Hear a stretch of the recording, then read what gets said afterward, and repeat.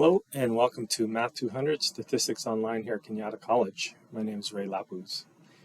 In this video, we will be looking at a homework problem from section 2.3. This is number 6. And here we have a sample data of 48 data points. And they want us to figure out the outliers.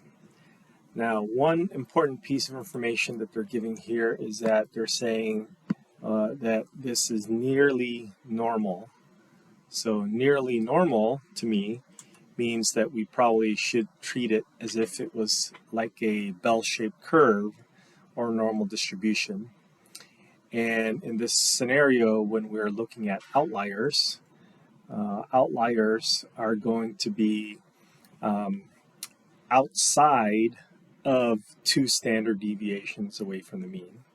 So to try to get a visual of this, we can say that the very middle of our nearly normal data set will have the mean, and outside of that, 2 standard deviations away from the mean, so this is mu plus 2 times the standard deviation, and then 2 standard deviations on the left side, that's going to be mu minus 2 times the standard deviation. Everything out here would be considered an outlier. So outliers here and outliers here.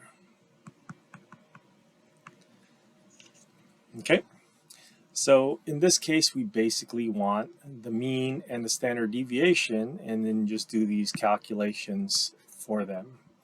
So we want the mean and the standard deviation. Now for this I will be using Google Sheets, but you're certainly more than welcome to use whatever technology you might be comfortable with. So I have the data already listed down here in a column. Here are the 48 numbers that we're looking at, and then let's find the mean.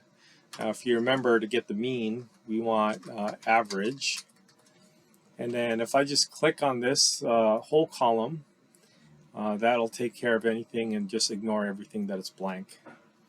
So the mean looks like it's going to be 34.23, and then the standard deviation, I'll put equals.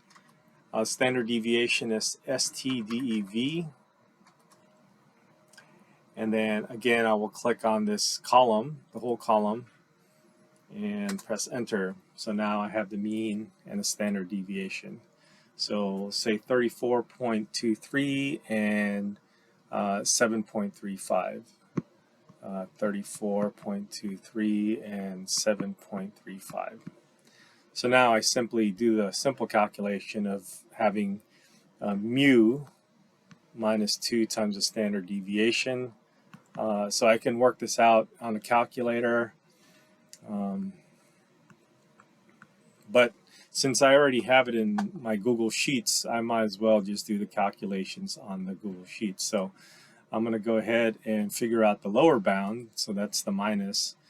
For this one, I will press equals, and I'll click on the mean, and then I'll subtract 2 times the standard deviation. I'll click on the standard deviation cell, and I'll press enter, and I get a 19.52. 19.52.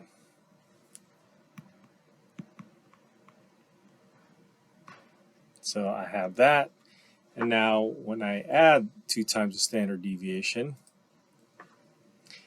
for this one I'll say equals, and then I'll press the mean again. I'll click on the mean, and then this time I'll add 2 times the standard deviation, and I get a 48.94. So 48.94. Now if I look at my data set, 19.52, this is the data set that's presented to you is already in order, so you can kind of see it from here. So we have 16.1. It looks like 16.1 is on the left side of that, so that can be considered an outlier. And 48.94 is somewhere over here, So it looks like we have a 53.9 as an outlier on the upper side. It might be easier to look at the data set if it was in linear order like this. So you can say this number is less than 19 and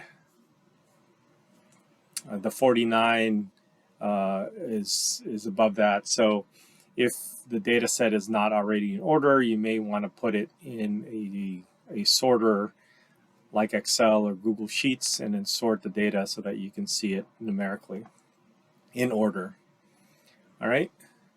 So given that, I think we're able to identify that we have one outlier that's below and one outlier that's above.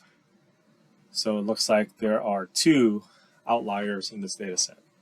Okay, I hope that helps. Good luck.